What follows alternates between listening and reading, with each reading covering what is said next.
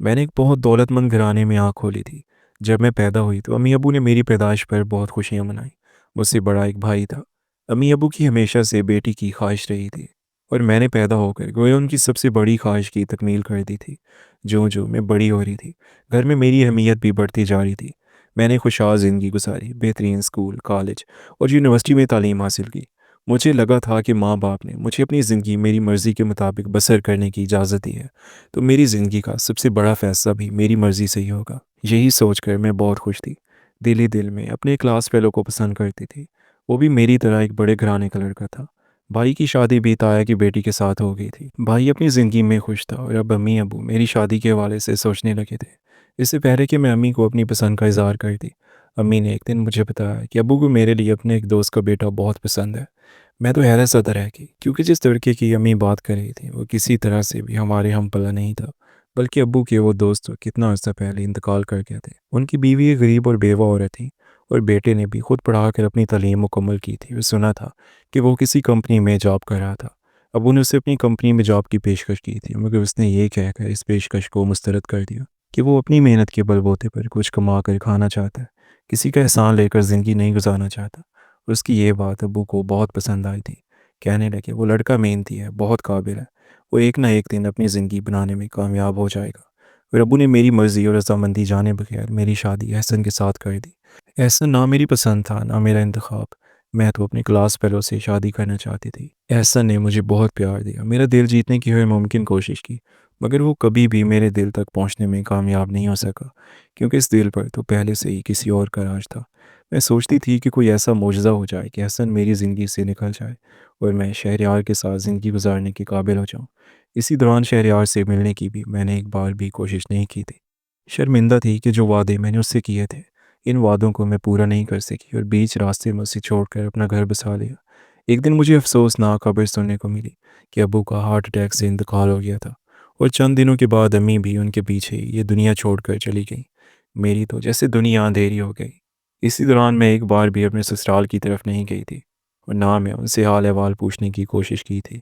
हैरत की बात ये थी कि काफ़ी दिन गुजर गए थे और अभी तक मेरे शौहर की भी मुझे कॉल नहीं आई थी और मैं मुतमईन थी कि वो इंसान जिसे मैं पसंद ही नहीं करती, वो खुद ही मेरी ज़िंदगी से दूर हो गया है।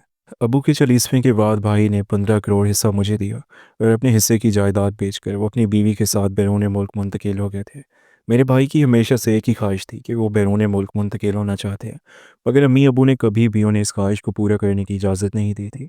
और अब जब वो लोग नहीं रहे थे तो भाई ने सोचा कि बाकी की ज़िंदगी को अपनी मर्ज़ी से गुजारें।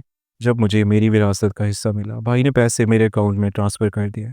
तो उस दिन जब मैं बैंक से पैसे निकलवा कर ला रही थी, तो रास्ते में हमारी गाड़ी का एक्सीडेंट हो गया। मुझे चोटें तो इतनी ज़्यादा नहीं आई थी, मगर मैं इस हादसे से बहुत डर गई थी और ज़िंदगी में पहली बार मुझे अपने शौहर की कमी का एहसास हुआ था। सोचा कि इस वक्त वो मेरे साथ होता तो वो मुझे सहारा देता, मेरी हिम्मत बांधता, मगर वो तो एक बार भी मेरे पास नहीं आया था। जब से अब्बू की मौत हुई थी, तब से मैंने अपने शौहर की शक्ल तक नहीं देखी थी। इसके बाद अम्मी की भी मौत हो गई और फिर ये हादसा हुआ। क्या इस सब के बारे में तो मेरे शौहर को खबर भी नहीं थी, जबकि वो तो हर एक के बारे में बारीक बीनी से जानता था। मेरे मैके में होने वाली हर मामूली सी बात भी उससे पोशीदा नहीं रहती थी। तो इतने बड़े हादसे मेरी ज़िंदगी में हो गया, वो इस सब से कैसे बेखबर हो सकता था। मुझे इस पर बहुत गुस्सा आया। मैंने सोचा कि यही मौका है, मैं उसे अपनी ज़िंदगी से निकाल देती और फिर बाकी की ज़िंदगी अपनी मर्ज़ी से गुजारूंगी। भाई ने घर बेचने की ज़िम्मेदारी भी मुझ पर लगा रखी थी। घर बेचने के बाद मैंने भाई को उसका हिस्सा दिया और अपने हिस्से से एक नई जगह पर नया घर बनाकर अपनी नई ज़िंदगी का आगाज़ कर लिया और फिर एक छोटा सा बिज़नेस भी शुरू कर दिया। अल्लाह ताला ने मेरे बिज़नेस में तरक्की दी, जो दिन रात बढ़ते बढ़ते अच्छी खासी तरक्की कर गया था। ऐसे में मेरी एक दिन शहरयार का इत्तफ़ाक़न मुलाकात हुई, तो मैं जैसे एक बार फिर से उसी जगह पर पहुंच गई जब मैं पहली बार शहरयार से मिली थी। उसकी ज़ात की असीर हो गई थी। उसे देखकर जैसे मैं फिर से एक बार खो गई थी। वो भी मुझे देखकर हैरान हुआ, फिर मुस्कुराते हुए वो मेरे पास आया, मेरा हाल अहवाल पूछा और मैं तो जैसे हवाओं में उड़ने लगी थी। मेरा महबूब मेरे पास था और मुझे और क्या चाहिए था। बस अब मुझे अपने शौहर से निजात हासिल करनी थी, उससे खुला लेनी थी और फिर मैं शहरयार को हमेशा के लिए अपना लेती। हम दोनों के दरमियान बातों का सिलसिला शुरू हो गया था। बातों बातों में शहरयार की एक बात ने मुझे अपनी जगह पर ठिठकने पर मजबूर कर दिया और मेरे सारे ख्वाबों को जैसे चकनाचूर कर दिया। मुझे कहने लगा, میں اپنی شادی پر تمہیں خاص طور پر انوائٹ کر رہا ہوں، میری شادی پر ضرور آنا، اور جو میری بیوی ہے نا، اس سے مل کر تمہیں بہت اچھا لگے گا۔ یہ سب سن کر مجھے بہت حیرت ہوئی، میں تو یہ سن کر ہکا بکا رہ گئی تھی۔ میں تو سمجھتی تھی کہ وہ مجھ سے محبت کا اظہار کرے گا، مجھ سے شادی کرنے کی خواہش کا اظہار کرے گا، مگر وہ تو کچھ اور ہی بول رہا تھا۔ تم شادی کرے ہو؟ کس کے ساتھ؟ میرے منہ سے سرسراتی آواز نکلی، کہنے لگا، یہ میں تمہیں سرپرائز دوں گا، ابھی میں تمہیں نہیں بتا سکتا، سارا سرپرائز ختم ہو جائے گا۔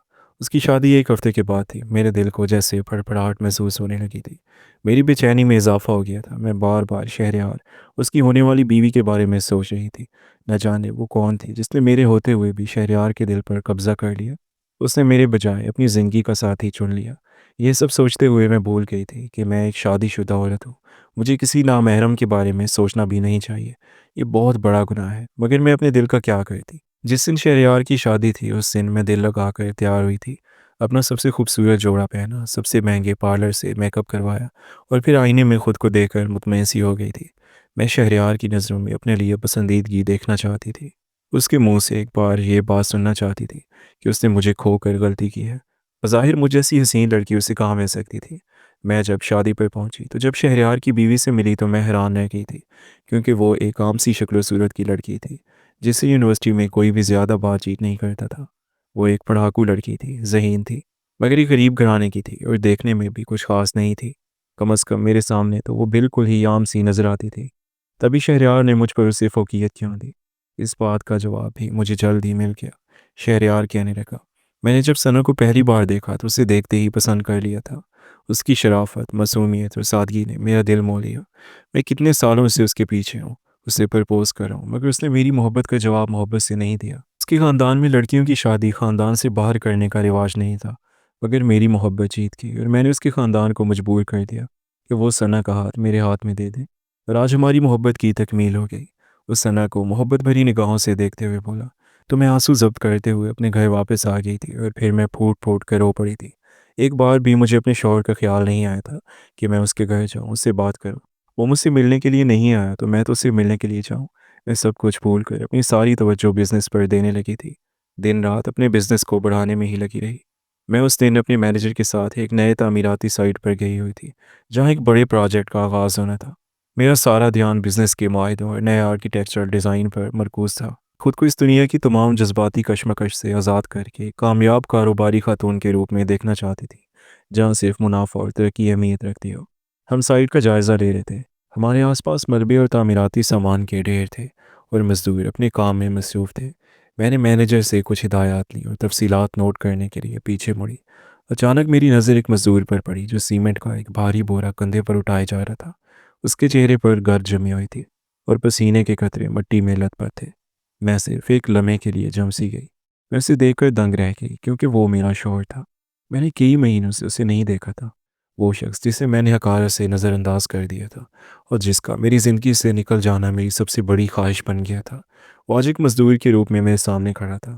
میرا دل ایک زوردار دھچکے سے دھڑکا۔ ایک لمحے کو مجھے یقین ہی نہیں آیا کہ یہ وہی احسن ہے جسے ابو نے اس کی محنت اور خودداری کی وجہ سے پسند کیا تھا۔ اس کی آنکھوں میں جو ہمیشہ ایک عجیب سی نرمی ہوتی تھی، آج تھکن اور ویرانی کا عکس تھا۔ میری نظروں کی شدت محسوس کر کے اس نے سیمنٹ کا بورا زمین پر رکھا اور حیرانی سے میری طرف پلٹا۔ جب اس کی نظریں مجھ سے ملی تو اس کے چہرے پر حیرت، غم اور پھر ایک انکہی تکلیف کا تاثر ابھرا۔ وہ میری طرف حیران سا ہو کر آیا۔ تم یہاں؟ اس کی آواز اتنی بھاری اور رندی ہوئی تھی کہ مجھے محسوس ہوا جیسے اس نے بہت عرصے سے سکون سے بات ہی نہ کی ہو۔ تم کہاں چلی گئی تھی؟ اس نے سوال کیا۔ اس کی آنکھوں میں شدید دکھ تھا۔ میں تمہیں کہاں کہاں نہیں ڈھونڈا، تمہارے گھر کیا، تمہاری میکے کا فون نمبر ملا، تمہارے بھائی کو کال کی، مگر کوئی جواب نہیں ملا۔ میں تمہارے اسکول اور کالج کے ریکارڈ آفس میں بھی کیا، تمہارے پرانے آفس کا پتہ بھی ڈھونڈا، مگر تم کہیں نہیں تھی۔ میں اس کی بات سن کر سکتے میں تھی۔ میرے ذہن میں فوراً وہ سوال گونجا کہ جب میری والد کا انتقال ہوا، پھر والدہ کا، اس کے بعد میرا حادثہ ہوا، تو وہ کیوں نہیں آیا تھا؟ کیا واقعی وہ بے خبر تھا؟ جب یہ سب ہو رہا تھا تو تم کہاں تھے احسن؟ میں نے پہلی بار بغیر کسی نفرت کے بلکہ ایک انجانے خوف کے ساتھ پوچھا۔ احسن ایک لمبی سردا بھری اس نے بتایا کہ وہ اس وقت کس مشکل سے گزر رہا تھا۔ میرے کولیگ نے مجھ پر چوری کا جھوٹا الزام لگا دیا تھا، مجھے پھنسایا کیا، اور کسی کو میری بات پر یقین نہیں آیا۔ اس کی آواز میں تلخی تھی۔ میں 6 مہینے جیل میں رہا۔ یہ سن کر میرے تن بدن میں سنسنی دوڑ گئی۔ 6 مہینے؟ हाँ, उसने सर झुकाया। 6 महीने के बाद मेरे बॉस को पता चला कि ये चोरी करने वाला मैं नहीं, बल्कि कुलीग था। तब उसने मुझे जेल से रिहा करवा लिया। फिर दोबारा मुझे नौकरी देने की कोशिश की, मगर मैं वहाँ पर नहीं गया। जब मैंने अपना फ़ोन खोला, तो तुम्हारे नंबर पर कॉल नहीं मिली। मैं तुम्हारे घर गया, वो बंद था। फिर मैंने तुम्हारे मैके के घर जाने की कोशिश की, तो पता चला कि वो घर बिक चुका है और तुम्हारे वालिदैन का इंतकाल हो गया है। उसकी आवाज़ लरज़ गई। मुझे कुछ भी नहीं मालूम था, न तुम्हारे बाप के बारे में, न तुम्हारे घर में होने वाले हादसात के बारे में। मुझे कोई खबर नहीं थी कि इतना कुछ हो गया है। मैंने तुम सबको ढूंढने की बहुत कोशिश की, मगर तुम्हारे भाई अपना हिस्सा बेचकर बैरून मुल्क जा चुके थे और तुम अपना बिजनेस शुरू कर चुकी थी। मैंने हर जगह जॉब के लिए कोशिश की, मगर मेरा क्रिमिनल रिकॉर्ड मेरा पीछा नहीं छोड़ रहा था। किसी तरह यहाँ मुझे मजदूरी का काम मिला। मैं अपनी जगह पर साकित खड़ी थी। मेरे जहन में एक एक करके कहरियार की बातें और मेरी अपनी हकारत मेरी सोचें घूम रही थी। मैंने किस कदर बड़ी गलत फहमी में जी कर एक मासूम और मेहनती इंसान को उसकी सबसे बड़ी आजमाइश के वक्त अकेला छोड़ दिया था। मुझे खुद पर शदीद नदामत हुई। मेरे तमाम तकबर और गलत फहमियों का बोझ मेरे कंधों पर आन पड़ा। मैंने फ़ौरन अपने मैनेजर को बाकी काम खुद संभालने की हिदायत दी और एहसन को अपने साथ चलने के लिए कहा। एहसन हिचकिचाया, मगर मैंने पहली बार उसे मोहब्बत और इख्तियार के लहजे में कहा कि वो मेरे साथ आए। वो फीकी सी हंसी हंस दिया। मैं जानता हूँ कि तुम मुझे पसंद नहीं करती थी। शायद ये हम दोनों के बीच समझौते का रिश्ता था। अब अगर तुम इस रिश्ते से आज़ाद होना चाहो, तो मैं तुम्हें इस रिश्ते में कैद नहीं करूँगा।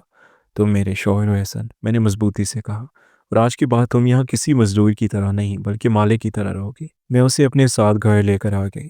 घर पहुँचने पर उसने सबसे पहले अपनी वालदा के बारे में बताया। मेरी माँ भी मेरे जेल जाने के कुछ अरसे बाद इंतकाल कर गई थी। इस सदमे ने मुझे बिल्कुल तोड़ दिया था। उसने बताया कि किस तरह उसकी माँ ने सारी ज़िंदगी मेहनत की और वो उनके गम में शरीक भी नहीं हो सका।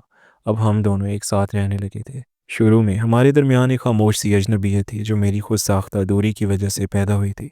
लेकिन अब हालात बदल रहे थे। मैंने पहली बार एहसन को करीब से देखा। उसकी सादगी, उसका सब्र, उसकी पुख्ता नीयत और ज़िंदगी में आगे बढ़ने का अज़्म अब मेरे लिए कशिश का बायस बन रहा था।